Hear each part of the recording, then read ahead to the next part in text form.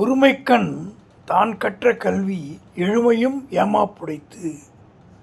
ஒரு ஜென்மத்தில் நம்ம படிக்கக்கூடிய கல்வியானது 7 ஜென்மத்துக்கு வரும்னு சொல்கிறாங்க கோவாலு. அண்ணே, ஏதாவது இன்ட்ரெஸ்டிங்காக சொல்லுங்கண்ணே. ஒரே திருக்குறளாக சொல்கிறீங்கண்ணே, போர் அடிக்குதுண்ணே எனக்கு. அப்படியா கோவாலு? சரி கோவாலு, நான் கோவாலு கொஞ்சம் அதிர்ஷ்டசாலி. அண்ணே, அப்படி சொல்லாதீங்கண்ணே, நீங்கள் பெரிய அதிர்ஷ்டசாலிண்ணே. ஆமாம் கோபால், நான் அதை ஆமோதிக்கிறேன். நீ சொல்கிறது 100க்கு 100 உண்மை. அண்ணே, நீங்களே ஏதாவது உங்கள் வாழ்க்கையில் நடந்த அதிர்ஷ்டகரமான விஷயங்கள்லாம் சொல்லுங்கண்ணே. அப்படி கேட்குற.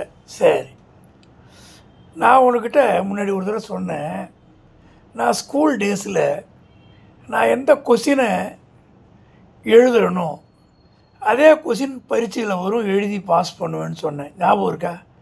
நல்லா ஞாபகம் இருக்குண்ணே. இப்போ கடைசியாக 10 கேள்வி ரெடி பண்ணிவிட்டு அந்த 10 கூட படிக்காமல் சோம்பேறித்தனமாக 5 படித்து இந்த பார்டரில் பாஸ் பண்ணுற மாவீரர்ண்ணா நீங்கள். பத்தியா, சந்தடி சாக்கில் திட்டுற நீனு. சரி, அது அந்த வயசு, அறியாத வயசு, அது நடந்துச்சு. அப்போ என்னுடைய இந்த அதிர்ஷ்டம் நிறைய பேர் என்ன பண்ணுவாங்கன்னா, எனக்கு தெரிஞ்ச ஒரு அக்கா, அப்போ நான் 10வது படிக்கும்போது அவங்க பிஏ படித்தாங்க.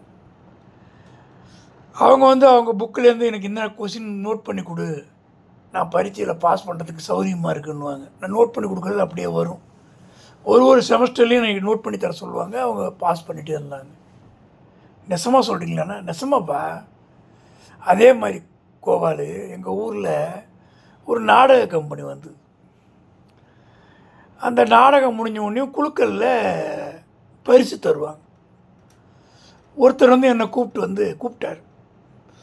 தம்பி, நான் ஒரு வாரமாக போகிறேன், எனக்கு பரிசு கிடைக்க மாட்டேங்குது. நீ டிக்கெட் வாங்கினா பரிசு கிடைக்குன்னு எல்லோரும் சொல்கிறாங்க. உனக்கு நீ என்ட்ரன்ஸ் டிக்கெட் கூட நான் உனக்கு சேர்த்தே நான் வாங்கிடுறேன், நீ செலவு பண்ண வேணாம், டிக்கெட் வரைக்கும் நீ வாங்கி கொடு, எனக்கு பரிசு கொடுத்தா பார்க்குறேன்னாரு. அன்றைக்கி அவர் நாடகத்துக்கு போகிறாரு, கரெக்டாக அவருக்கு பரிசு கிடைக்குது. அவர் அசந்து போயிடுறாரு.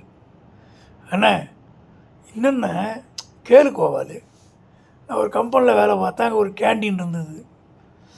அந்த கேண்டீன் நடத்துகிறவங்க ஒரு நாள் என்னை கூப்பிட்டு, நீங்கள் முதல்ல ஒரு டீ ஏதாவது சாப்பிடுங்க, காசு கூட தர வேணாம், நீங்கள் முதல்ல வாங்கினா எல்லாம் விற்றுருதுன்னு சொன்னாங்க.